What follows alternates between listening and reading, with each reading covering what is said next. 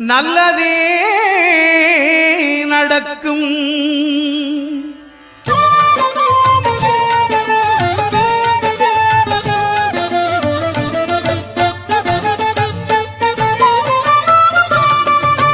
9 கோளும் ஒன்றாய் காண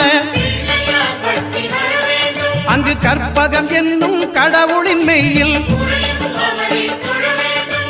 9 கோளும் ஒன்றாய் காண அங்கு கற்பகம் என்னும் கடவுளின் மெய்யில்